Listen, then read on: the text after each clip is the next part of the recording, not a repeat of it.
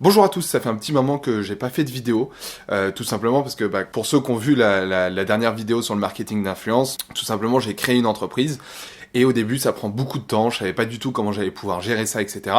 Donc j'avais mis un petit peu de côté YouTube pour pouvoir me concentrer sur le lancement de ma boîte, mais maintenant que je connais un peu mieux les codes, que voilà, ça commence à tourner, etc., je me suis aménagé un planning qui va me permettre de faire plus de vidéos, plus de podcasts, tout en travaillant évidemment sur ma boîte, et quand même aussi avoir un petit peu des temps libres pour sortir avec des amis et autres. Donc je suis en train de tester ce nouveau planning, mais ce qui veut dire que les vidéos vont sortir beaucoup plus régulièrement, les podcasts aussi, parce que là je l'ai laissé pendant 2 semaines à peu près. Si vous voulez en voir plus, si vous êtes nouveau, vous pouvez vous abonner, si ça vous intéresse, vous pouvez laisser un like, etc., etc. Maintenant, commençons sur le sujet de la vidéo d'aujourd'hui, qui est comment avoir un stage, un CDD, un CDI, une alternance. Je sais qu'il y en a beaucoup qui recherchent en ce moment, et justement, je vais vous en parler. Donc, l'avantage, c'est que j'ai le point de vue à la fois salarié, parce qu'avant, j'ai été salarié dans une entreprise, mais j'ai aussi le point de vue entrepreneur, parce que depuis janvier, ma boîte est lancée, et mine de rien, on commence déjà à recevoir beaucoup de CV. On commence à recevoir des CV pour des stages, pour des alternances, pas encore de CDD et de CDI, mais là, je vais surtout me concentrer sur les stages et les alternances, mais vous allez voir qu'au final, ça se rapproche, les techniques pour se vendre, parce qu'au final c'est ça, hein, on se vend, sont très similaires. L'avantage aussi, c'est que comme je disais, j'ai été salarié, je suis aujourd'hui entrepreneur, mais j'étais à l'école il n'y a pas encore très longtemps, et aujourd'hui j'enseigne dans une école, donc je vois très bien le type d'étudiant aujourd'hui qu'on a en cours, je vois très bien ce que c'est d'être étudiant, ce que c'est de chercher un stage et une alternance, je sais que c'est pas facile, je sais que c'est compliqué, et du coup, dans cette vidéo, je vais vous expliquer pourquoi, tout simplement, la plupart des CV qu'on reçoit, enfin j'ai envie de dire 98% des CV qu'on reçoit, pourquoi c'est de la merde. Bon alors commençons déjà par la prise de contact. Il y a 1 milliard de façons de contacter une entreprise. Que ce soit Shopper, que ce soit le mail, que ce soit LinkedIn, que ce soit Facebook, enfin bref, il y a vraiment beaucoup de manières. La plupart du temps, soit on répond à une annonce par exemple de stage, d'alternance, de CDD, CDI, ou alors on peut aussi faire une candidature spontanée, ce qu'on appelle donc aller directement dans l'entreprise ou contacter directement l'entreprise. Ou alors il y a une autre solution aussi, c'est tout simplement par exemple de voir un CDD et de proposer son alternance, parce qu'au final, s'il cherche quelqu'un qui est quasiment à temps plein, ça peut peut-être aussi faire l'affaire si votre profil est bon. Mais ça, on y reviendra un petit peu plus tard. Moi, j'ai tendance à privilégier un point de contact. Alors, en général, c'est le mail, parce que si vous allez dans la rubrique recrutement d'un site web, par exemple, vous pouvez trouver le mail qui va directement envoyer au service RH ou au président si c'est une petite boîte, etc.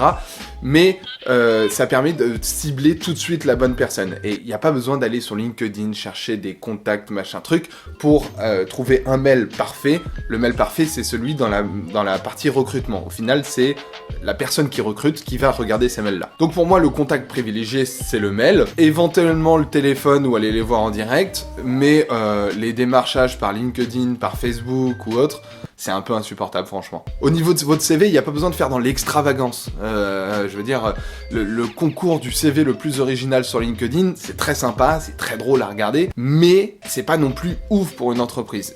Alors attention, c'est pas ouf s'il y a que la forme, mais qu'il n'y a pas de fond. C'est-à-dire que ce qui nous intéresse, c'est le profil au final de la personne, c'est pas son CV super original. Et je parle en connaissance de cause parce que j'en ai fait des CV sur des bouteilles, des trucs, j'ai essayé de faire des trucs assez originaux. L'avantage du CV original, c'est que vous vous démarquez par la forme et que vous êtes obligé de cibler de façon hyper personnalisée l'entreprise à qui vous envoyez ce CV. Sinon, ça a pas de rapport avec l'entreprise, un CV original, il faut que ça ait un rapport. Donc ça, c'est les 2 avantages du CV hyper original, mais après, avec un CV classique, vous pouvez faire vraiment aussi beaucoup de choses. Et le truc à surtout pas du tout faire, mais alors pas du tout faire, c'est de faire des mails, ou des CV originaux, ce que vous voulez, mais une prise de contact qui est totalement impersonnelle. C'est-à-dire une lettre de motivation que vous envoyez la même lettre à toutes les entreprises, un mail type que vous envoyez à toutes les entreprises, etc. Moi, je l'ai fait une fois dans ma vie, ça. je crois que j'avais fait 26 entreprises et j'ai eu 0 réponse, alors qu'il y a des entreprises que j'ai ciblées et ça fait d'un mail pour avoir le stage. Mais tout ça pour vous dire que simplement, quand on crée une entreprise, et ça je le vois bien, c'est que c'est un peu notre bébé, quoi. C'est quelque chose auquel on tient énormément, on a investi de l'argent, on n'a pas envie que ça se crache, donc on fait très attention, etc., etc. Mais du coup, quand on reçoit des mails comme ça, on se dit, mais le profil, est-ce qu'il a envie de venir chez nous, ou est-ce qu'il a juste envie de trouver une alternance? Parce qu'il y a beaucoup de profils, c'est ça, c'est juste... j'ai envie de trouver une alternance, c'est pas ton entreprise m'intéresse, etc. D'ailleurs, nous, il y a un profil qui nous intéresse beaucoup en ce moment pour une alternance, alors qu'on n'avait pas du tout imaginé prendre un alternant tout de suite, mais tout simplement parce que le CV, la lettre de motivation, la prise de contact était tellement personnalisée, c'était vraiment c'est vous que je veux parce que vous avez telle valeur, vous avez tel projet dans votre entreprise et c'est ça qui m'intéresse, c'est mes valeurs, c'est dans ça que je me retrouve. Et ça c'est énorme. Nous ça nous fait plaisir parce qu'on se dit ok, elle a bien compris ma boîte et du coup quand je vais la prendre, bah ça va aller très très bien parce que ça va fonctionner, on va pouvoir travailler ensemble parce qu'on a la même vision. Alors que des CV impersonnels, j'en reçois je sais pas combien, franchement, pour le coup, il y a rien d'intéressant, alors attendez, je vais même vous lire des exemples. Alors, exemple de mail que j'ai déjà reçu. Bonjour, voici mon CV, bonne journée. J'ouvre le CV, formation, diplôme, expérience professionnelle, ok. Centre d'intérêt, chant, guitare, sport, cinéma. Ok, CV que je reçois à peu près tous les jours. Ensuite, bonjour, je vous prie de trouver ci-joint mon CV. Alors, un peu original parce que là, pour le coup, elle a fait un deuxième CV qui est un CV animé, ainsi qu'une lettre de motivation pour un contrat de professionnalisation pour la rentrée 2019. Ok, donc là, c'est pour un contrat de professionnalisation. Le premier mail, je savais même pas pourquoi c'était. Donc là, je viens d'ouvrir sa lettre de motivation. Donc, ok, il y a mon nom, il y a mon prénom. Ok, très bien. Il n'y a pas un seul moment où elle cite l'entreprise. Il n'y a aucun moment où elle dit pourquoi elle est intéressée de venir dans mon entreprise. Elle nous explique qu'elle a fait de l'événementiel et au final, elle explique même pas pourquoi elle a envie de faire de l'influence. Donc ça, clairement, c'est un CV. Je l'enverrai à n'importe quelle boîte. Ça serait la même chose. Je changerai juste le nom de la personne à qui je l'envoie au-dessus. Mais voilà, c'est un CV totalement classique. Il n'y a pas une seule fois où on est cité et on sait pourquoi elle a envie de faire ça, et voilà. Ok, autre mail que je reçois. Bonjour, je vous transmets ma candidature pour un poste en alternance pour la rentrée de septembre 2019. Effectivement, je souhaite effectuer une licence professionnelle en alternance dans le domaine de la communication web marketing pour la rentrée prochaine. Alors là, ce genre de choses, punaise, quand vous êtes en master 2, ne dites pas je cherche une alternance dans la communication web marketing. Enfin, je veux dire, en master 2, vous êtes un peu spécialisé, plus digital, plus événementiel, plus stratégie, je sais pas, mais communication web marketing, c'est vraiment je cherche partout, quoi, parce que je prends tout ce qui se passe. C'est un peu lourd, quoi. Ensuite, la lettre de motivation. Bon, la lettre de motivation étant en format Word, à savoir que tout le monde n'a pas Word, donc mettez-les plutôt en PDF, comme ça tout le monde peut le lire. Alors là, c'est assez rigolo, parce que dans la lettre de motivation, ça commence par Madame Monsieur, alors que elle m'appelle Alexis, elle sait très bien, enfin, elle m'appelle Monsieur Pinot, machin truc au début, elle sait très bien que je suis un monsieur. Non, je sais pas ce qui vous fait dire que je suis un homme, mais je ne suis pas un homme. Donc là, clairement, pareil, il n'y a pas le nom de l'entreprise, il y a rien. Clairement, c'est tellement copié-collé, cette lettre de motivation-là, qu'elle a pas supprimé le madame, elle a mis Madame Monsieur. Donc voilà, en fait, le type de lettre de motivation qu'on reçoit, le type de mail qu'on reçoit. Quand vous cherchez une entreprise, que ce soit pour vous ou pour l'entreprise, ce qui est bien, c'est de trouver un intérêt commun, d'accord ? Pour que ça matche, pour que vous passiez un bon stage, une bonne alternance ou un bon boulot, tout simplement. Et que l'entreprise, ça lui plaise aussi de vous prendre, parce que c'est un pari pour une entreprise de prendre un alternant ou un stagiaire, d'accord ? Financièrement, ça coûte pas rien. Même quand le stagiaire n'est pas rémunéré, ça coûte pas rien à l'entreprise. Du coup, l'idée, c'est vraiment de trouver le bon compromis, d'avoir vos valeurs, etc. Donc, allez cibler les entreprises que vous voulez, c'est le plus important. Qu'est-ce que vous voulez faire dans la vie ?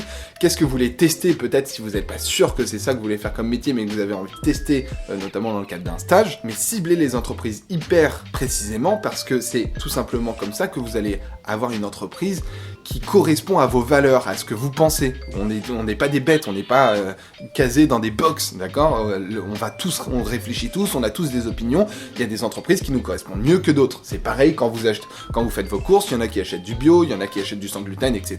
Parce que vous avez des opinions, des valeurs, il y en a qui achètent local, et ben là c'est la même chose. Pour terminer sur cette partie lettre de motivation, à savoir qu'une lettre de motivation, moi je les lis uniquement quand tous les CV se ressemblent. C'est-à-dire que quand j'ai pas le choix dans les CV, parce que les CV on va le voir juste après, mais c'est un peu toujours la même chose, c'est toujours la même chose, c'est des copier-coller de personnes. La lettre de motivation, ça nous permet d'avoir un peu plus d'infos sur la personnalité de la personne qui veut venir, et quand c'est un copier-coller de lettre de motivation que vous pouvez envoyer à tout le monde, on se dit bah voilà, c'est une personne lambda qui a rien à apporter de plus. Mais souvent quand on prospecte comme ça pour avoir un stage, une alternance ou un emploi, on envoie CV et lettre de motivation. Pour moi, la lettre de motivation ne sert quasiment à rien. Comme je le disais, c'est juste pour se démarquer. Mais si on a un bon CV qui se démarque déjà, et un bon mail de présentation, pour moi, ça me suffit, mais tellement. C'est-à-dire que je m'en fiche que ce soit pas un process respecté, lettre de motivation, CV, je m'en fiche totalement. Moi, ce que je veux, c'est quelqu'un qui corresponde à mon entreprise. Et si vous faites un super mail avec un super CV, ça me suffit largement. Donc comme je le disais, les CV se ressemblent tous. En tout cas, les profils sur les CV se ressemblent tous. Quelque chose de très important sur un CV, ne faites pas de fautes. Faites-vous relire. Moi, par exemple, je fais des fautes. Je fais très régulièrement des fautes. Mais mon CV, il est nickel. Je l'ai fait relire par 2-3 personnes différentes pour être sûr que ce que j'envoie, ça va pas donner une mauvaise image de moi. Autre petit conseil, soignez aussi l'image que vous avez sur le web, parce que souvent les recruteurs vont taper votre nom et prénom sur Google et voir ce qui tombe en premier. Donc ça, c'est hyper important aussi de soigner son image, sa e-réputation. Bon, je viens de le dire, les CV sont tous les mêmes. Je vais vous expliquer pourquoi. Parce qu'on est dans un système scolaire qui fait que on sort à peu près tous avec les mêmes diplômes, ça dépend de quel secteur d'activité vous faites, mais au final, vous n'êtes pas unique quand vous sortez d'une école. Vous avez tous le même diplôme, même si vous n'avez pas tous les mêmes notes. Maintenant, mettez-vous à ma place. Vous êtes à une soirée et vous avez une dizaine de personnes, tous du même sexe, ok ? Celui que vous préférez, le sexe qui vous attire. Et physiquement, il n'y a aucune différence, d'accord ? Tous les mêmes, vraiment tous les mêmes. Qu'est-ce qui va faire durant cette soirée que vous allez vous intéresser plus à une personne qu'à une autre ? Si le physique est le même, qu'est-ce qui va faire que vous allez être plus attiré par cette personne ? Eh bien, selon moi, ça va être la confiance en soi, ça va être son humour, ça va être, je sais pas s'il arrive bien à parler avec vous, s'il est intéressant, s'il est cultivé, s'il est intelligent. Bref, au final, ce qui vous intéresse sur cette personne, c'est sa personnalité. Et ben dans les CV, c'est exactement la même chose, mais vraiment exactement la même chose. Pour vous redonner un exemple, dans les CV, on va dire un peu classiques, dans le parcours scolaire, quand je regarde le parcours scolaire et que c'est assez classique, parce qu'il y a des gens qui ont des parcours scolaires ou des vies un peu vraiment exceptionnelles, différentes, etc. Et ça, pour le coup, voilà, ça nous donne un trait de personnalité, déjà, ça se démarque. Mais pour 90% des gens, ils ont un parcours scolaire assez classique. Donc, quand c'est comme ça, je regarde rapidement le parcours scolaire, je fais ok, bon, il a fait à peu près les mêmes études que moi, ou à peu près les mêmes études que les 10 autres personnes qui m'ont envoyé leur CV. Le premier truc que je regarde, moi, c'est les centres d'intérêt. Les centres d'intérêt, c'est vraiment la case la plus sous-estimée d'un CV, je trouve. C'est-à-dire qu'il faut pouvoir montrer ses centres d'intérêt pour montrer qu'on est intéressant, cultivé, etc. Et en même temps, faut pas mentir, parce qu'on peut se retrouver en face de quelqu'un qui a beaucoup plus d'expérience que nous sur le sujet. Quand je dis qu'il y a beaucoup plus d'expérience, c'est-à-dire que si, comme 90% des gens, vous mettez j'aime le cinéma, ok ? Quel est le dernier film que vous êtes allé voir ? Qui était son réalisateur ? Quel était votre réalisateur préféré ? Quel est son style ? Vous voyez ? Il y en a qui peut être un cinéphile de fou, et du coup, vous posez plein de questions, quoi, sur des réalisateurs. Ils peuvent vous donner des noms de réalisateurs, il faut leur donner leur filmographie, enfin ça peut aller très très loin. Les centres d'intérêt, c'est vraiment important.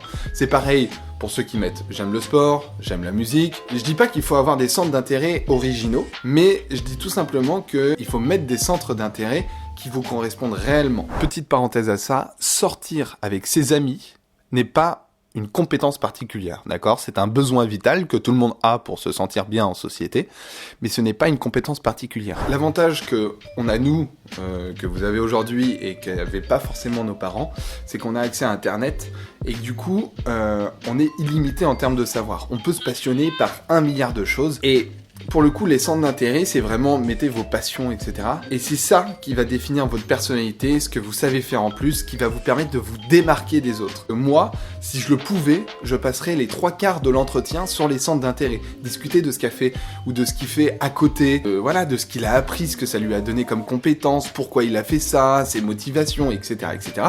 Et ça en permet d'en savoir bien plus sur la personne que un diplôme dans une école de communication classique. Donc si vous n'avez pas beaucoup d'expérience sur un CV, c'est pas grave. C'est pas grave du tout. Quand on cherche un stagiaire, je sais pas, en première année de fac ou d'IUT, c'est normal de pas avoir beaucoup d'expérience. Mais, par contre, vous pouvez avoir de l'expérience extrascolaire, et ça, c'est ultra important à mettre en avant. Et pour avoir de l'expérience à côté, il n'y a pas 20 000 solutions.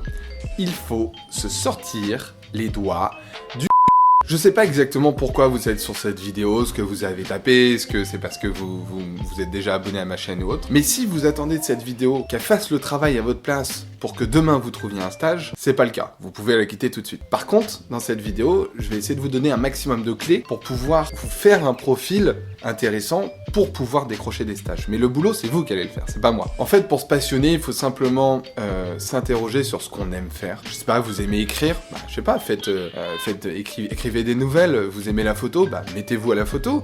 Partagez vos photos sur Instagram, ça vous apprend aussi un peu le community management, etc. Vous aimez la musique, faites de la musique. C'est hyper intéressant de savoir faire du montage audio. Vous aimez de faire de la vidéo, vous voulez devenir acteur, je sais pas. Faites des vidéos sur YouTube, vous faites des vidéos pour vous, des petits courts-métrages, des choses comme ça, mais ça vous apprendra le montage vidéo, enfin voilà. Chaque passion a des particularités, a des choses qui peuvent vous apporter. Un vrai passionné, il a pas besoin de beaucoup d'argent, parce que je suppose qu'il y en a qui doivent se dire oui, mais c'est coûteux, ça peut se jeter un appareil photo. Non, un vrai passionné, il a pas besoin d'argent. La photo, vous pouvez commencer avec votre téléphone, une fois que ça vous intéresse un petit peu plus et que vous voulez toucher un peu plus les réglages, vous achetez un premier appareil photo d'occasion, puis après un deuxième, enfin... Voilà, je veux dire, ça vient avec le temps, pas besoin de dépenser 5000 € tout de suite pour acheter un appareil photo, par exemple. Donc, il y a vraiment beaucoup de choses qui sont accessibles aujourd'hui, que vous pouvez faire, les 3/4 gratuitement, d'accord? Mais le seul truc, c'est de se lancer. Il faut le faire, il faut se lancer pour y arriver. Et en fait, en testant plein de trucs comme ça, vous allez connaître des petits succès, vous allez connaître aussi des échecs, mais les échecs, c'est hyper enrichissant parce que vous savez ce qu'il ne faut pas faire la prochaine fois. Et en fait, aller un petit peu plus loin que ce qu'on fait habituellement, de sortir de la routine, c'est ce qu'on appelle sortir de la zone de confort. Donc du coup, sortir de sa zone de confort, c'est ça. C'est que vous avez ici la zone dans laquelle vous êtes confortable. C'est ce que vous connaissez au quotidien, etc. Ok. Maintenant, il y a plein d'opportunités, mais qui sont pas dans votre zone de confort. Ici. Ok. Et ben, ce que vous allez faire, c'est que vous allez tester des choses, faire des choses qui sont pas habituelles, etc. Et au fur et à mesure, ce cercle-là, de votre zone de confort, il va s'agrandir. Et ces choses-là, pour vous, ça va être des choses habituelles à faire. Mais après, vous allez vous apercevoir qu'il y a encore d'autres choses. D'autres opportunités qui sont à côté. Et à partir de ce moment-là, vous allez pouvoir encore ressortir de votre zone de confort, faire encore d'autres choses dont vous n'avez pas l'habitude. Et après, ces choses-là vont devenir une habitude. Je vais prendre un exemple très simple, mais par exemple, prendre l'avion. Ou prendre le train. Quand on est petit, qu'on a une routine, que notre maman nous fait la lacet, un goûter, etc. On est dans une certaine routine, une certaine zone de confort. La première fois où on va prendre le train tout seul, ça va être une expérience. Peut-être qu'on va louper notre train, peut-être que on va pas descendre au bon arrêt, peut-être qu'on va être hyper stressé, etc. Donc oui, peut-être que on va avoir des échecs. Mais peut-être qu'on va réussir aussi. Et du coup, on va le prendre une fois tout seul, une deuxième fois tout seul, 3, 4... Et puis aujourd'hui, moi je prends le train tous les week-ends tout seul, j'ai plus besoin de ma maman pour le faire. La zone de confort, c'est exactement ça. C'est-à-dire que demain, vous allez faire quelque chose, je sais pas, aller parler à une fille ou un gars, ça peut être acheter quelque chose qu'on n'a pas l'habitude d'acheter, enfin, ce que vous voulez. Aller faire de la prospection porte-à-porte, pour trouver un stage, enfin faire des candidatures spontanées mais en direct, etc. Au début, ça va vous paraître hyper bizarre, vous allez pas vous sentir à l'aise, vous allez faire beaucoup d'échecs, etc. Mais en fait, il faut tenir bon, et au bout d'un moment, vous allez voir que c'est des choses tellement faciles pour vous à faire, et vous allez voir que votre zone d'inconnu, au-delà de la zone de confort, en fait, c'est beaucoup plus loin que ce que vous étiez avant. Moi, depuis que je connais ce principe, j'essaye vraiment de travailler à élargir ma zone de confort. Par exemple, pour moi, dans mes premiers stages, ma passion, c'était vraiment quelque chose qui me passionnait, c'était la magie. Ouais, je faisais de la magie, et dans mes CV, je le mettais. Souvent, ça a interpellé un peu les gens. Et en entretien, on me posait toujours la question. Ça m'est même arrivé en entretien, parce que du coup, je prévoyais toujours des petits tours sur moi au cas où. Et ça m'est même arrivé en entretien de faire un tour de magie pendant l'entretien. Tout ça pour vous dire que, en fait, des passions, même un peu bizarres, chelous, ça peut intriguer les gens, et en tout cas, ils vont mieux vous retenir pour ça. Après, si vous correspondez pas suite à l'entretien au profil, voilà, ça c'est autre chose. Mais en tout cas, vous pouvez plus facilement décrocher un entretien et prouver votre vraie valeur à l'oral. Autre chose que j'ai fait dans ma vie quand j'étais en école de communication, j'ai créé ma chaîne YouTube. N'empêche que ma chaîne YouTube, c'est, je pense, ma passion qui m'a rapporté le plus en termes professionnels. Parce que j'ai découvert le community management, la régularité, travailler sa ligne éditoriale, consulter ses stats, enfin bref, j'ai fait beaucoup de choses YouTube, monter les vidéos et tout ça, etc. Et au final, j'ai eu un stage grâce à ça, mon premier boulot. J'ai eu un deuxième boulot. YouTube, ça m'a aussi permis de créer ma boîte, parce que c'est grâce à YouTube que j'ai rencontré mon associé notamment. Enfin, voilà. Tout ça pour vous dire qu'une passion, en dehors d'un aspect professionnel, CV, etc., c'est bien de le mettre parce que c'est cool, ça vous apporte aussi énormément de choses dans la vie. Et que forcément, si ça vous apporte des choses dans la vie, il faut le mettre en valeur dans le CV parce que c'est ça qui va personnaliser votre CV et montrer votre profil, votre vrai profil et pourquoi l'employeur devrait vous prendre. Et tout à l'heure, je vous parlais d'échecs, par exemple. Moi, aujourd'hui, j'ai une boîte, mais imaginons que demain, elle se crache pour X ou Y raison. Au final, c'était une expérience, c'était une passion qui aura pas marché. Mais si j'arrive à justifier pourquoi, parce que, je sais pas, on n'avait pas bien travaillé ça, on n'avait pas su analyser, machin truc, je sais pas, et au final, ça apporte vachement de choses. Déjà, ça montre que je suis entrepreneur, parce que j'ai voulu créer une boîte. Ensuite, ça montre que j'ai bien compris pourquoi c'était craché, donc j'ai un esprit de synthèse et d'analyse. Enfin, vous voyez, tous les échecs, tous les efforts en tout cas que vous ferez, ça vous apportera quelque chose dans la vie et aussi dans les entretiens. Et justement, en parlant des entretiens, c'est la dernière partie, comment faire un bon entretien. Alors, il y a deux choses. Pour moi, il faut être soi-même durant un entretien, mais il faut aussi s'adapter. Contrairement à ce qu'on croit, les deux sont pas contradictoires. On a vu que la plupart des CV étaient tous les mêmes, qu'il y en a certains qui se dégagent, etc. Donc, certes, l'employeur a un a priori sur la personne qui va recevoir, suite aux échanges de mails, etc. En revanche, rien n'est joué d'avance. C'est-à-dire qu'un entretien, ça peut très bien se passer, comme ça peut pas du tout bien se passer. Vous pouvez y aller les mains dans les poches en disant « mon CV était super, le mec va me prendre, c'est sûr », et pas avoir le stage ou l'alternance. Et à l'inverse, vous pouvez vous dire « oh, mon CV était un peu classique, machin », mais vraiment vous démarquer en entretien, parce que voilà, vous le voulez, que vous êtes hyper motivé. Pendant un entretien, c'est très compliqué de tricher, il y a que les très bons menteurs qui arrivent, mais en général, on voit vraiment la motivation quand les questions sont bien posées, que la conversation est fluide, on voit vraiment les motivations de la personne qu'on a en face de soi. Alors, quand je parle d'adaptation, c'est que tout simplement, il faut s'adapter à l'entreprise dans laquelle vous allez, la personne que vous allez rencontrer. Je prends un exemple, si vous allez dans une banque, vous savez que dans la banque, ils ont un code vestimentaire très strict, d'accord ? Donc allez-y avec costard, cravate, machin truc pour un entretien. Si vous allez dans la com c'est un peu plus cool, vous n'êtes pas obligé d'avoir un costard cravate, mais pas forcément en polo non plus. Allez voir sur le site de l'entreprise, regardez comment les employés sont habillés, donc allez voir, ne venez pas en Marcel non plus, Marcel Tong non, mais par contre, essayez de vous adapter en fonction de l'entreprise. Gardez votre style, par contre, si vous aimez porter les chemises, mettez une chemise, mais mettez peut-être un pantalon à jean pour paraître un peu chic, décontracté, etc. Donc il faut à la fois être soi-même, mais à la fois s'adapter à l'entreprise dans laquelle vous allez. On dit souvent que ce qui compte dans un entretien, c'est les 10 premiers pas, les 10 premières paroles et les 10 premières secondes. Et pour le coup, c'est extrêmement vrai. C'est-à-dire qu'on est censé connaître un peu le profil qu'on a vu, donc mentalement, on s'est fait une image de cette personne-là, et en 10 secondes, en 10 pas et en 10 paroles, on va tout juger et peut-être tout remettre en question. Donc après, ça peut se dérouler pendant l'entretien d'une autre façon, évidemment, mais on va confirmer ou pas notre image, l'image qu'on avait en tête durant les 10 premières secondes. Quand je dis qu'il faut être soi-même, c'est tout simplement que, logiquement, vous avez ciblé hyper précisément cette entreprise. Donc vous savez qu'elle a la même valeur que vous, etc. Donc si vous êtes vous-même, ça collera naturellement avec cette entreprise. Il n'y a pas besoin d'être quelqu'un d'autre pendant un entretien. soyez vous-même et vous allez voir que ça va fitter si vous avez sélectionné la bonne entreprise. S'adapter et être soi-même, c'est aussi dans l'oral à l'entretien. Par exemple, moi j'ai beaucoup de mal à tutoyer. Il y a des gens qui me tutoient et moi j'ai beaucoup de mal à tutoyer, je vous vois beaucoup. Et dans la com, c'est pas forcément ce qui est le plus répandu. Mais voilà, j'ai envie d'être moi-même, donc si j'ai envie de vous voyer, je vous vois. Je veux dire, c'est mon droit le plus strict. Donc pendant un entretien, je vous vois, même si la personne me tutoie en face. Par contre, je vais peut-être adapter mon vocabulaire. Je sais que quand je parle avec des amis ou que je parle avec mes beaux-parents, je parle pas de la même façon. Ça, c'est tout le monde. En entretien, c'est la même chose. Si la personne me fait des blagues, je vois qu'il place des mots un peu comme chelou, relou, des choses comme ça, je peux me permettre un petit peu de faire ce genre de choses. Par contre, à l'inverse, s'il a un vocabulaire très classique, très strict, machin, et que je sens que ça rigole pas du tout, et ben moi, de mon côté, je vais pas m'amuser à faire des blagues ou sortir des mots un peu étranges. Donc pour préparer un entretien au mieux, l'idéal, c'est de préparer les questions classiques, à savoir les qualités, les défauts. C'est de se renseigner sur l'entreprise pour être sûr qu'elle nous corresponde, et puis pour bien la connaître si jamais on a des questions là-dessus.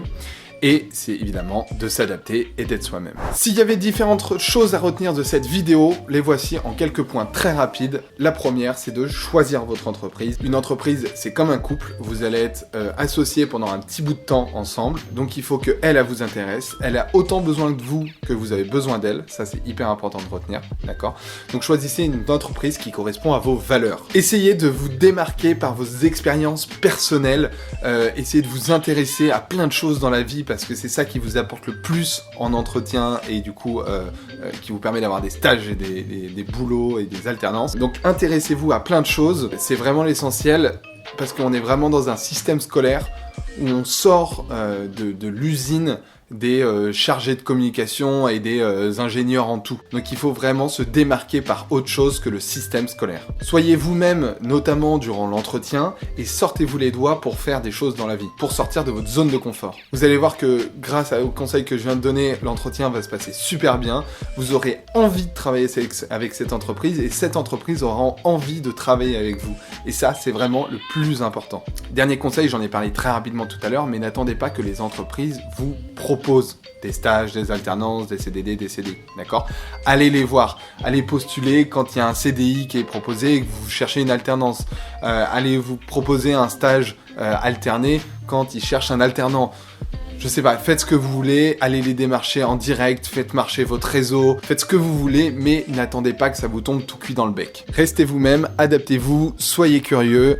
Je vous souhaite de très bons stages, de très bonnes alternances ou de très bons emplois, et je vous dis à très bientôt. Ciao!